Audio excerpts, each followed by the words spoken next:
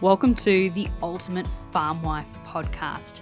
On this channel, we're going to be discussing all things marrying a farmer, moving to the land, and becoming integrated with a family farming operation.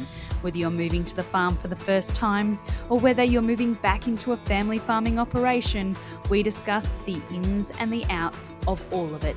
So let's jump into today's episode. Welcome back to another episode of The Ultimate Farm Wife. I'm your host, Katja Williams, and today we're talking to Elaine. Elaine, thank you so much for coming on the podcast today. Oh, thank you, Katja, for inviting me. It's a fun thing to do. Elaine, we met at the 2025 Harvest Her Power conference earlier this year, and I am so glad that we were able to connect, and I look forward to our paths crossing many, many times into the future. So let's start with hearing a little bit about yourself, your family, and your farm. Okay, it's approximately 2,000 acres.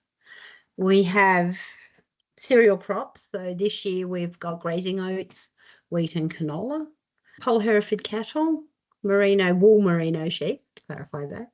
Yeah, that's about it. And we're busy this year. We're upgrading fences, so that's keeping us occupied, and the weather, everything seems to be doing the right thing this year, which is a nice change. It is a nice change, and fingers crossed it holds for us to finish out the season. That would be great.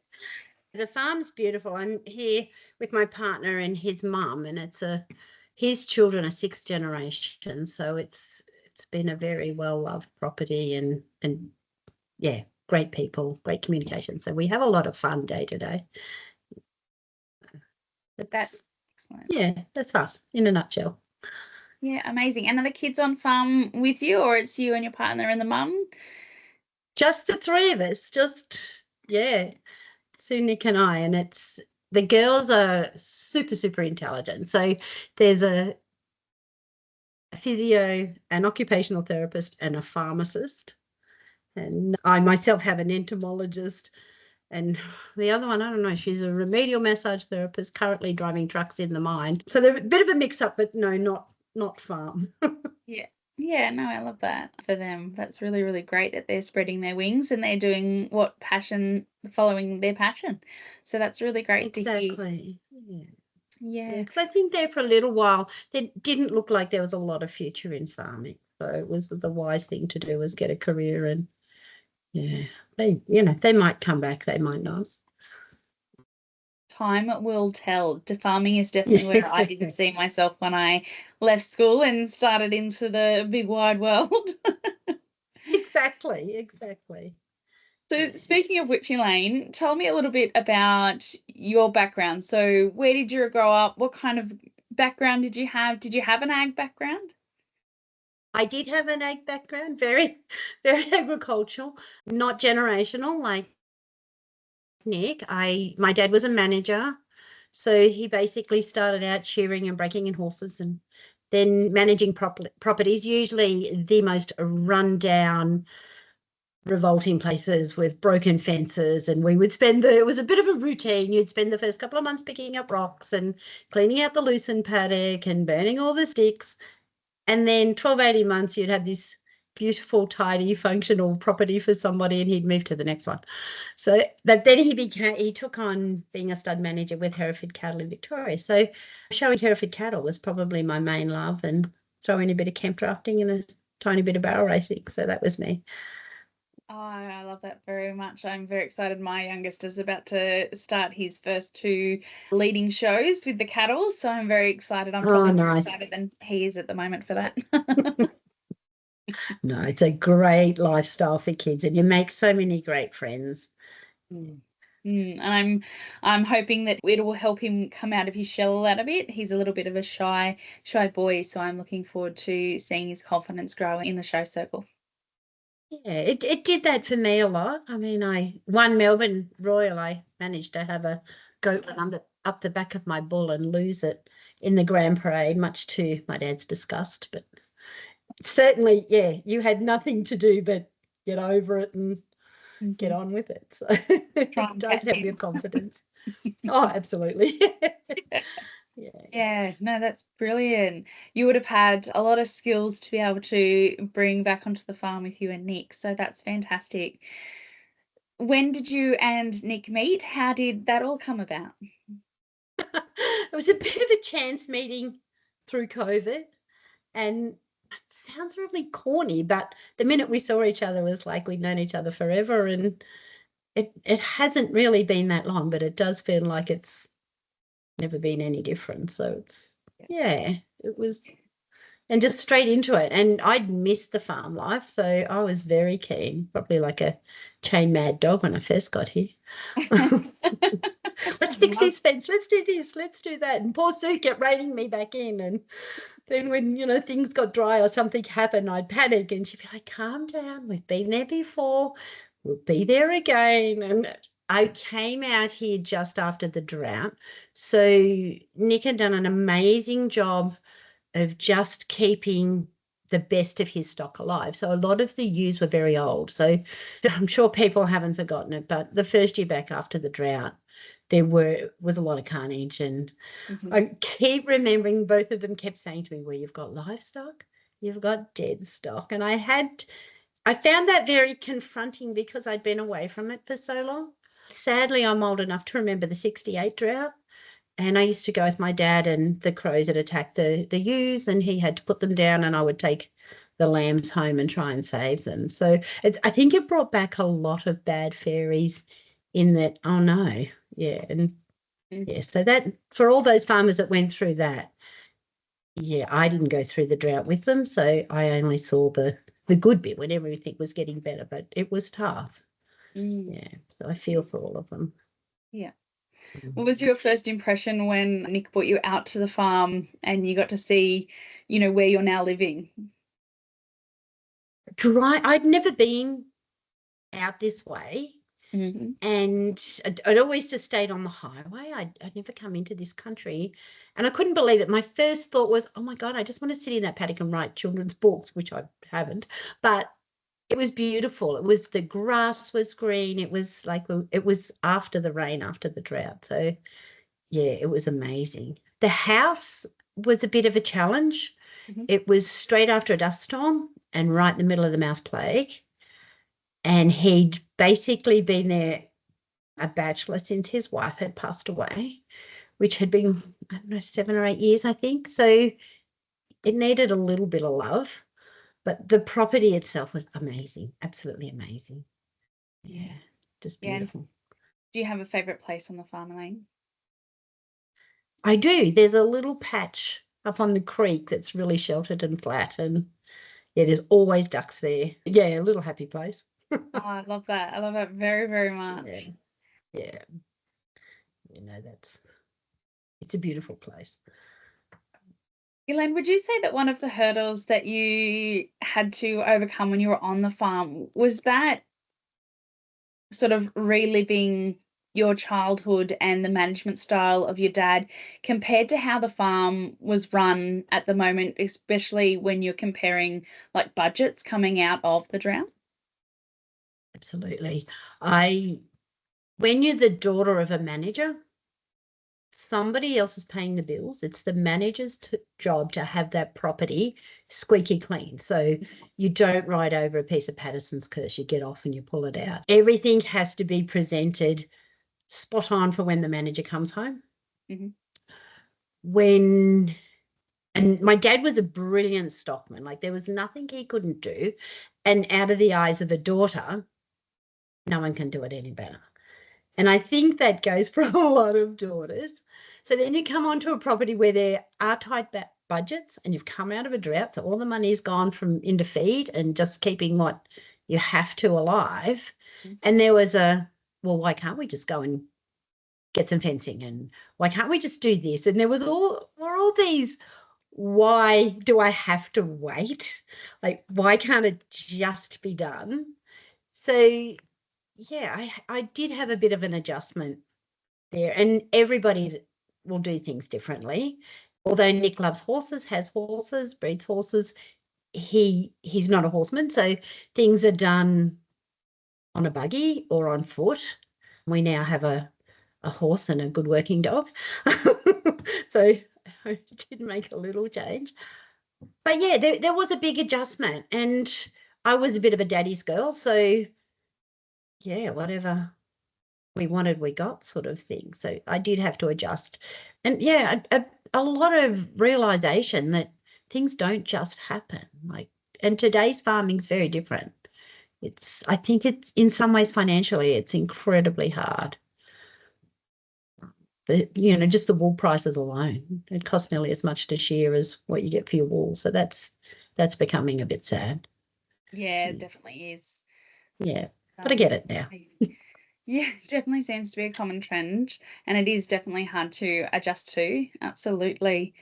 So, Elaine, were you given advice when you moved back onto the farm, or that, especially since you had such a beautiful peer with Nick's mum, anything that she said in particular, that anything that has sort of changed into a mantra or something that helped find your place on farm?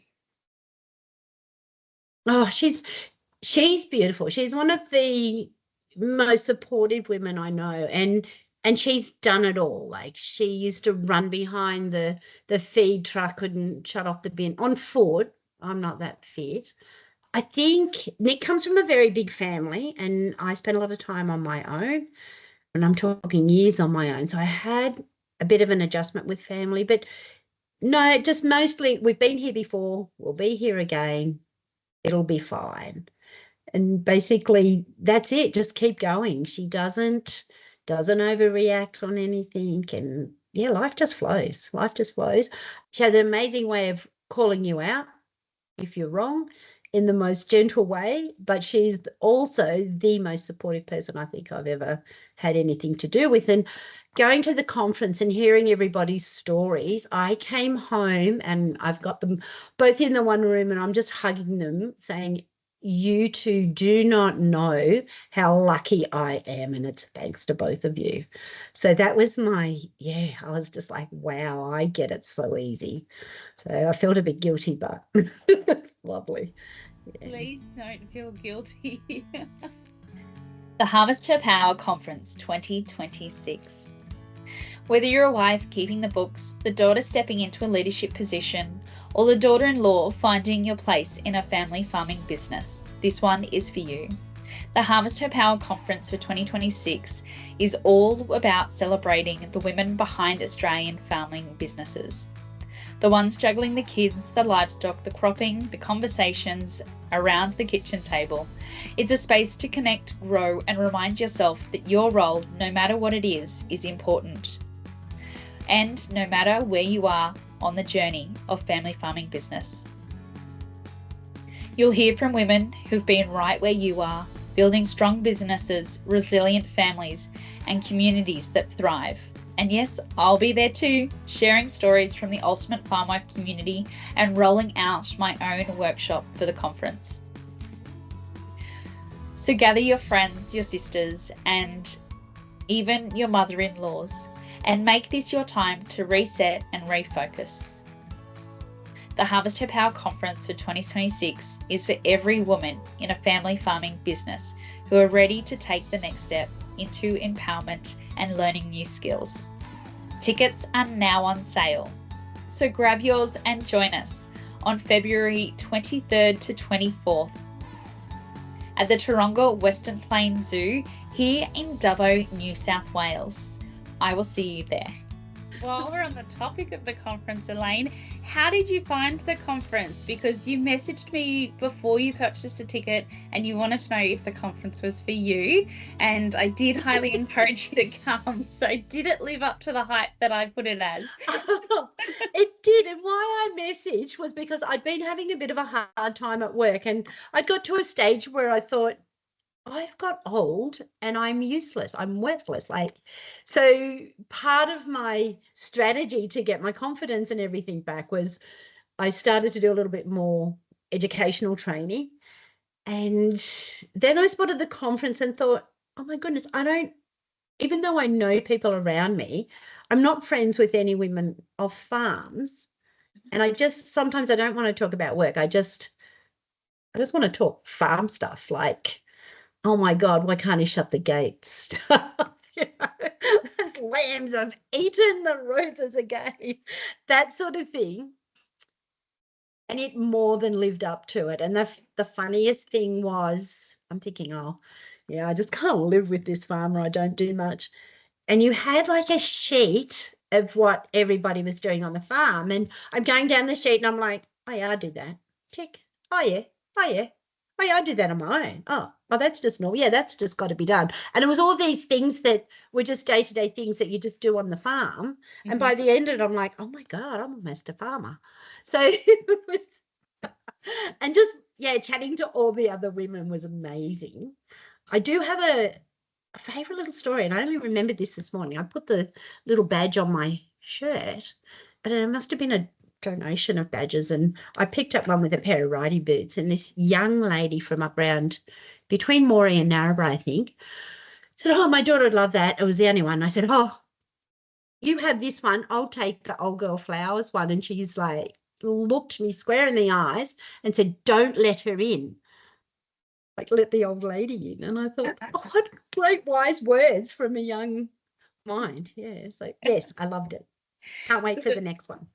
Yeah, that's so great to hear. So the badges were from the Absolutely Fabulous podcast that I have with Gillian Fennell, who was there this year, and she's come on to the committee now that we're registering the conference as a non-for-profit. So she's on the committee with me as well. So Absolutely Fabulous is our other podcast, and those badges came as part of the AgFab gifts in the... Shout out, because they're beautiful.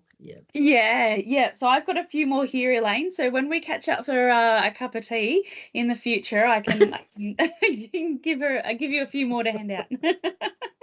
Oh, beautiful. No, they were lovely. But that little statement from a young person, and she would not have known why I was there, at all. And it was the last 5 minutes. We're all heading out the door, and I thought, okay, yeah, that justifies my being here. So, yeah, I haven't let her back in.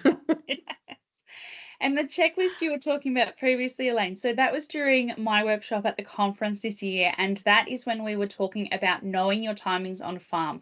So if we are creating a list of all the jobs that we do, all the jobs that we are going to do, and we assign those to ourselves, instead of wondering why at the end of the day we are not getting everything done on our timetable, or we're finding that we're stressed and overwhelmed. If we sit back and work through that worksheet that I brought to the conference, assign times to it, then we can more accurately be able to predict our day and what we can get done in it. Because how many times have we heard, this job will just take 10 minutes? Oh, come down the paddock with me.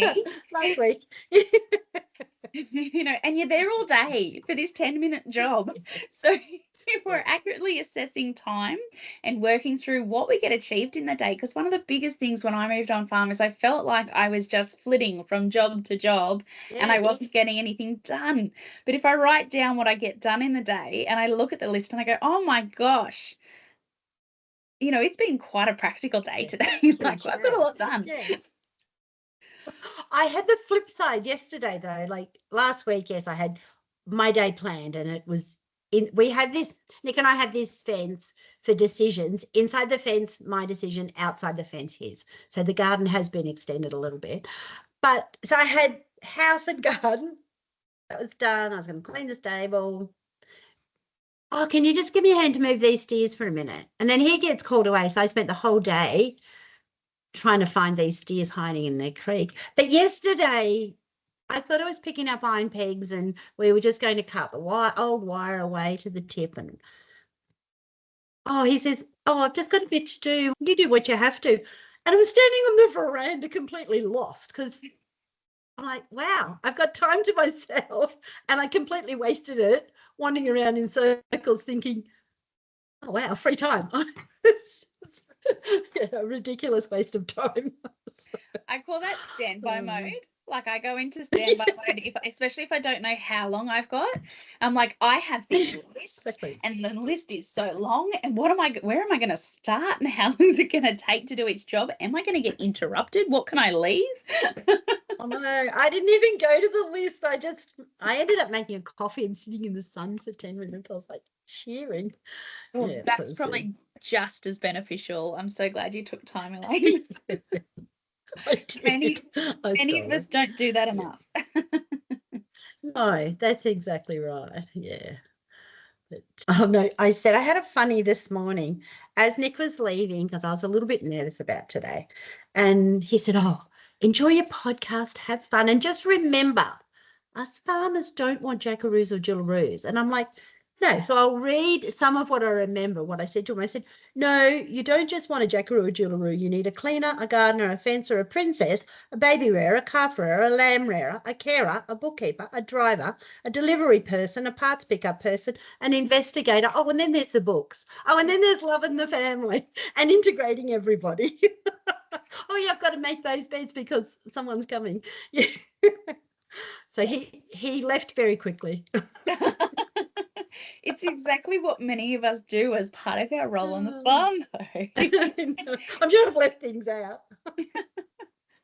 They're very important roles, and it does when we sit down and see what we do in the farm and support it, because a lot of the things don't get done when they're batching it, when they're just on their own. So it's lovely to be that all-inclusive glue that brings everything together. Yeah. And it does.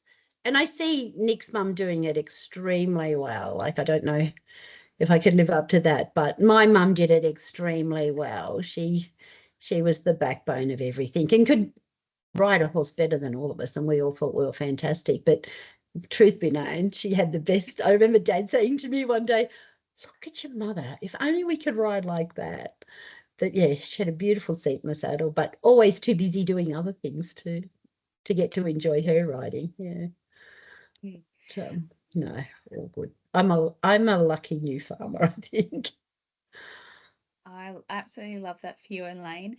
And I do have a giggle when especially my boys, now that they're a little bit older, when I take them out the farm and we go to do a specific job, and they always go, "Do you know how to do that, Mum?" I'm like, "Yes." I know, that's funny. Actually, I have become a little bit friendly with one of our neighbouring farmer wives, and she's very young. And she said to me one day, I don't know if Nick's the same, but when somebody turns up on farm, especially if it's one of the agents, they act all different in the sheep yards. And I'm like, "Oh no, I feel like just unbuckling the side gate in the race." It's like, "I'll step back. We'll do this. We've got this now." Yeah. Yeah. That's just a male trait. I think so too. So, Elaine, if anyone is thinking about, do I or do I not go to the conference, what would you tell them? I'll go. Please come sit with me.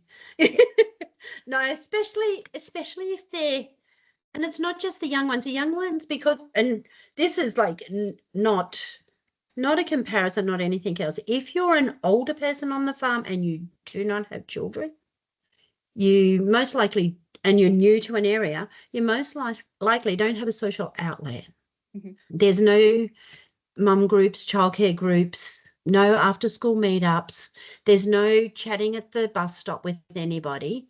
Come to the conference and you'll be surprised at how much you'll get from the young mums as well, chatting to them. But just that, yeah, okay, I'm old, but I'm still okay, because I think as we get older, and a lot of young people do think, and like you say with your little son, they do think, "Oh, what does that old girl know?" And you're still important. Like, you're still very important. And a lot of us older mums and older, or even if you're not a mum, can still have a lot of important and reassuring things to say to the young ones. You can't put old heads on young shoulders, but yeah, old heads and old shoulders have a lot to say. Yeah, and a lot of advice, I think. Yeah. So my phone number's there if anyone wants to ring and have a chat. I've probably been there. Yeah. And remember, the sun comes up tomorrow. Like, that's one of my favorite sayings. Doesn't matter how dark it is when you go to bed, the sun will come up tomorrow. Yeah, absolutely. Definitely will. Yeah, come to the conference. Yeah. Elaine, for those who are listening to the podcast today and they're wanting to get some tips or advice from you today, what would you share with them? don't sweat the little stuff. Mhm. That's the thing. And husband, partner, girlfriend, wife, whatever your situation, hold space for each other. And Mhm. as long as you two are okay, you can deal with the rest of it. But don't try and do it on your own. Mhm. Just hold space for each other. Find and pick your times when you want to talk. Like if you want to be heard, pick your time.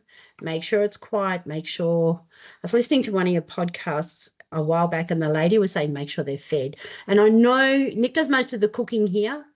And one of my biggest mistakes, first shearing, I was, like I said, I was like a chain mad dog. So we came home and both fell in the chair, and there was no food cooked.